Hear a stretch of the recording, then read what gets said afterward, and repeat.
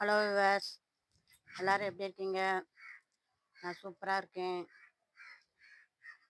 இன்னைக்கு சாட்டர்டே. இன்னைக்கு எங்கள் ஊரில் ஷட்டவுன் போட்டாங்க.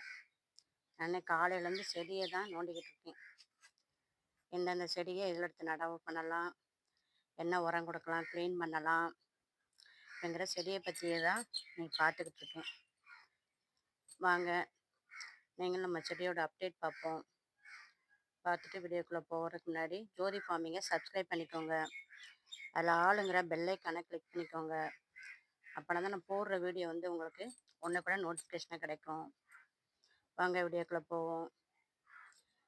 செடியோட அப்டேட் பார்ப்போம் விவர்ஸ். இங்கே பாருங்க விவர்ஸ், இந்த கத்திரிக்காய் செடி காஞ்சி போச்சு. நல்லா இப்போ என்ன செஞ்சுட்டாங்க, நல்லா தண்ணி விட்டு கொஞ்சம் கொத்தி விட்டுட்டு இந்த இலைகள்லாம் அடியில் போட்டு வச்சேன். கொய்யா இலைய எப்படி தளர்த்துருச்சுன்னு பாருங்கள். அதில் 2 பிராஞ்சு மட்டும் நல்லா வந்துக்கிட்டு இருக்காங்க. அதுவுமே அடுத்தாப்புல பூ பூக்க போகுது. இந்த முருங்கை கண்ணை எங்கிட்ட தூக்கி வச்சேன்ல, இதுவும் பாருங்கள் சூப்பராக தளர்த்துருச்சு. நல்லா தளர்த்து வர்றாங்க. இது வந்து நீல காயாக வரும். நம்ம மாடியில் வச்சு தொட்டியில் வளர்த்தோம்ல, அந்த முருங்கைக்காய் செடி. இங்கே ஒரு நித்திய மல்லிகை குச்சை ஒன்று எடுத்து வச்சு விட்டேன். எப்போ போன தைப்படத்துக்கு எடுத்து வச்சு விட்டேன். நல்லா படர்ந்து வந்து ஒடிச்சு விட்டுக்கிட்டே இருக்கேன். அப்போ தான் கீழேயே பூ பூக்கும். அதனால் அதுபோக பப்பாளியிலுமே 2 பழம் வரைஞ்சிட்டாங்க. ஒன்று நல்லா பெருசாயிடுச்சு, அதுக்கு மேலே இன்னொன்று இருக்குது. இந்த இலைகளை எடுத்து எடுத்து விட்டா அப்படி தள்ளி தள்ளி தான் காய்க்குமா. ஒரு வீடியோவில் ஒரு சகோதரி சொல்லியிருந்தாங்க, நம்ம கீழே நிழல் படணுங்கிறதுக்காக என்ன செய்கிறோம், இலையை கட் பண்ணி விட்டுறோம்.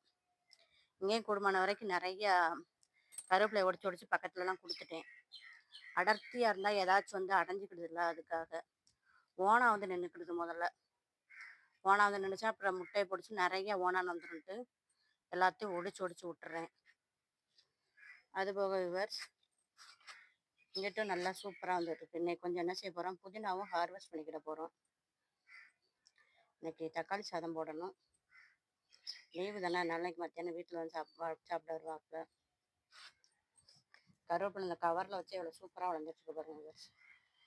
இதை 2 பேர் கேட்டாங்க, 2 பேர் கொடுத்துட்டேன். சும்மாவே கொடுத்தேன், பக்கத்தில் இருக்கவங்க கேட்கும்போது என்ன செய்ய முடியும்.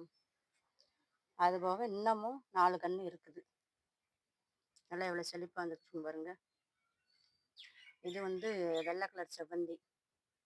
நல்லா சைடு பிராஞ்ச் மேலே ஃபுல்லும் ஒடிச்சு விட்டுருந்தேன். மேலெல்லாம் நல்லா தழுத்துட்டாங்க. இந்த இலையெல்லாம் கீழே காஞ்சிட்டு மேலெல்லாம் சூப்பராக தழுக்கிறாங்க. அது மஞ்சள் கலர் செவ்வந்தி. மக்காச்சோளமும் நல்லா 2 இது சூப்பராக வருது இதில்.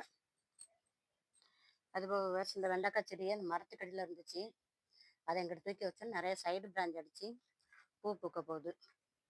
எல்லாமே எவ்வளோ சிறப்பாக வந்துக்கிட்டு இருக்குன்னு பாருங்க. இந்த தீம்லேயும் நல்லா சிறப்பாக வருது.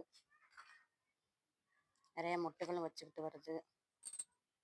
அதுபோக செவ்வந்தி கன்று தனித்தனியாக நடவு பண்ணோம்ல, அதுவும் நல்லா சூப்பராக எல்லாமே என்ன செஞ்சிருச்சு, வேரோடு எடுத்து வச்சனால எல்லாமே சிறப்பாகவே வந்துட்டாங்க. அதில் தேனீக்கெல்லாம் வந்து வந்து மண்ணை நோண்டிட்டு போகுது. வேறு தண்ணி இருக்கிறத குடிக்குதா என்ன செய்யுன்னு தெரில. எல்லாமே நல்லா சிறப்பாக வந்துக்கிட்டு இருக்குது. இந்த வெத்தலை கொடியும் கறந்துக்கிட்டே போச்சு விவர்ஸ். இதுக்கு என்ன செஞ்சு விட்டேன், இந்த மாட்டுச்சாணம் தண்ணி இருக்கு பாருங்க, அது இந்த பசும்பால் ஒரு நாள் ஊற்றி விட்டது. நல்லா பெரிய பெரிய இலையா இப்போ சூப்பராக வர ஆரம்பிச்சிருச்சு. இவ்வளோ சிறப்பாக இருக்குன்னு பாருங்க. எல்லா மல்லிகைப்பூலுமே சைடு பிராஞ்சு கீழே கூட ஒன்று அடிச்சு வருது பாருங்க விவர்ஸ். எல்லாமே இந்த மாட்டு சாணத்தோட தொழு உரத்துக்கு இல்லைன்னா ஊற வச்சு ஊற்றினோம்ல, அதுக்குமே நல்லா சிறப்பாக வந்துக்கிட்டு இருக்குது.